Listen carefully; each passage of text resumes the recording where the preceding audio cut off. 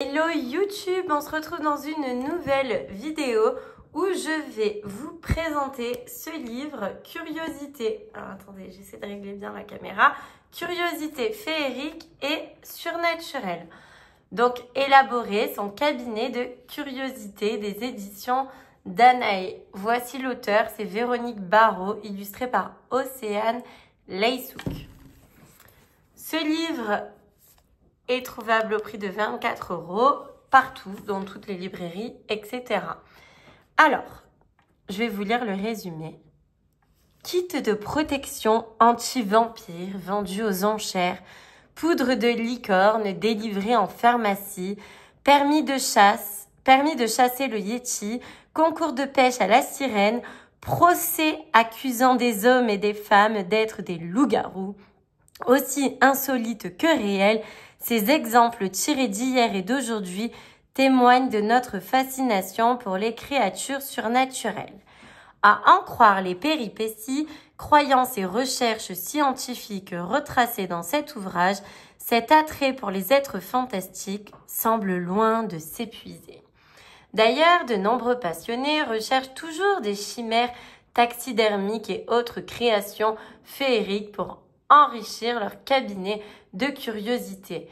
Vous découvrirez dans ce livre les pièces de collection les plus prisées ainsi que des astuces pour les confectionner ou les acquérir de manière à créer votre propre assortiment féerique. En plus, c'est vrai que c'est la tendance en ce moment. Les cabinets de curiosité, on en retrouve dans nos toilettes. Il y a des personnes qui font ça dans leur couloir. Dans leur cabinet aussi. Enfin, c'est vraiment très très chouette et ludique. Alors, voici le sommaire. Nous avons le basilic, le changelin, les djinns, les dragons, les elfes, les fantômes, les fées, les feux follets, les géants, les griffons, les uldufolk, les jackalopes, les krakens, les licornes, les loups-garous, les nagas, les nessies, les rocs, les sirènes, les vampires, les yétis et la bibliographie. Voici le préambule. Donc, vous voyez qu'en fait, c'est vraiment un livre qui est fait de manière très féerique, très grimoire, papier ancien. Enfin, voilà. J'aime vraiment beaucoup, beaucoup, beaucoup. Donc, voilà. Vous voyez, il y a vraiment Là, par exemple, le basilic. Donc, ils expliquent c'est quoi, basiliscus, le nuisible, le changement physique, la couleur. Enfin, vous voyez, il y a vraiment de tout. Comment vous protéger du basilic. Oui, on ne parle pas de la plante. Hein. Enfin, voilà. Et après, cabinet de curiosité français et comment créer le nôtre. Et voilà. Et ça, c'est à chaque fois dans chaque catégorie. Donc, vous voyez, on va aller en prendre une au hasard. Là, on était au géant. Le griffon. Attendez, j'aimerais quelque chose. Alors.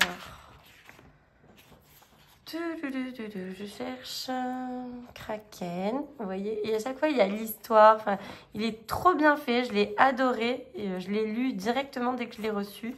Il y a les loups-garous. J'aurais bien aimé qu'on regarde. Allez, les sirènes, pourquoi pas. Donc, je vais vous lire, par exemple, la première page pour vous montrer un peu ce qu'il y a dedans. Après, il ne faut pas non plus... je ne peux pas trop vous montrer parce que ça reste quand même des droits d'auteur, etc. Alors, sirène.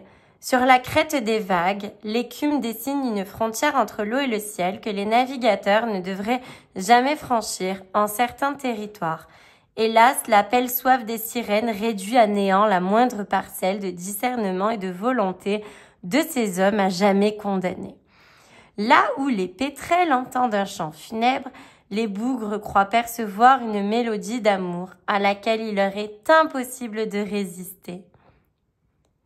Alors, pendant les premières décennies du 19e siècle, des scientifiques estimaient non seulement que les sirènes existaient, mais que ces hybrides constituaient le chaînon manquant entre les créatures aquatiques et celles vivant sur la terre ferme. Le très respecté Simon Wilkins, en 90 et 1862, montre de la Linnean Society, société savante consacrée à l'étude de la biologie, disait ne pouvoir admettre la probabilité qu'une croyance en elle ait existé depuis une antiquité aussi lointaine et se soit répandue si largement sans quelque fondement dans la vérité. Il ne put cependant convaincre les créationnismes qui s'opposaient férocement aux partisans de l'évolutionnisme. Donc vous voyez, il y a quand même voilà, chaque chose. Donc c'était, vous voyez, on a le récit vraiment historique. Par exemple, voilà, montre de foire, on a des dates comme 1842. Voilà. Après, on nous parle vraiment de la taxidermie.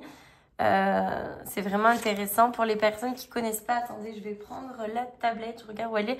Je vais vous lire la définition de la taxidermie, comme ça sera mieux. Vous voyez, la nature s'en mêle, les récompenses, apaiser les esprits, la mixité respectée, le chant des sirènes est-il forcément un mauvais présage? Que faire si une sirène s'approche de votre bateau? Et le cabinet de curiosité français.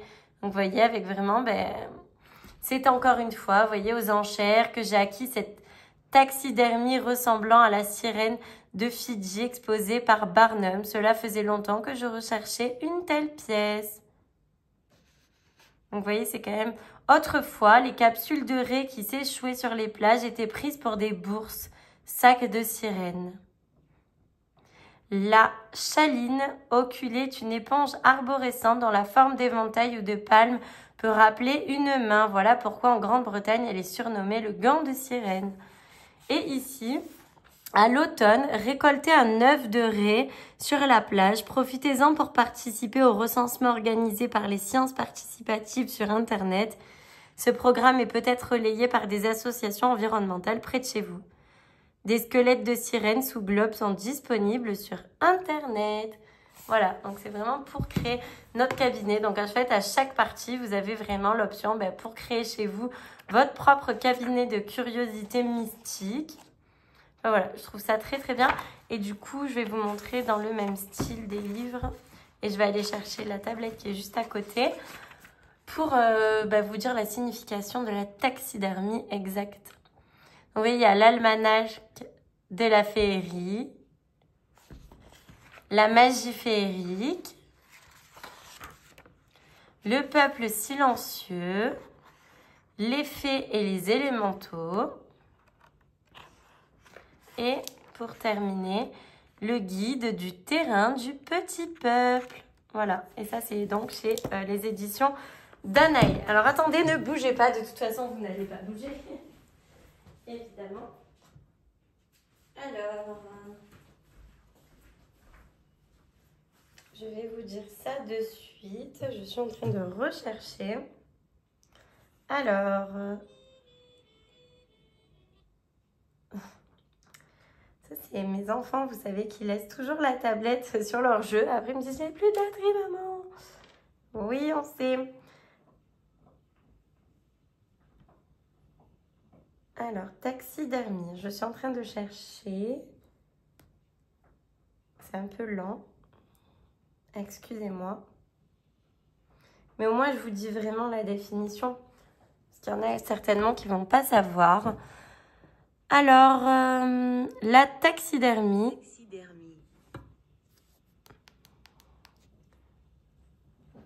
Donc, l'empaillage, voilà, c'est quelque chose, vous voyez... qu'on préserve en fait, voilà, comme quand par exemple il y a des animaux etc qu'on empaille dans les musées, c'est un petit peu pareil. L'art d'empailler les animaux, l'empaillage, la naturalisation. Voici. Donc voilà, c'est vraiment ça. Du coup voilà, c'est vraiment l'art de préserver certaines choses. Mais bon, je voulais vraiment lire une définition un peu plus complète. C'est pour ça que je ne vous l'ai pas dit depuis tout à l'heure. Mais bon, c'est pas grave. Au moins, vous aurez compris un peu le sens. Donc, n'hésitez pas à me dire si vous avez un cabinet de curiosité chez vous. Pas forcément sur le domaine féerique, mais en général. Est-ce que ça vous plaît? Est-ce que vous aimeriez en faire un? Qu'est-ce que vous avez pensé de ce livre? Etc. Voilà. Je vous souhaite une excellente journée. Je vous dis à bientôt pour une prochaine vidéo.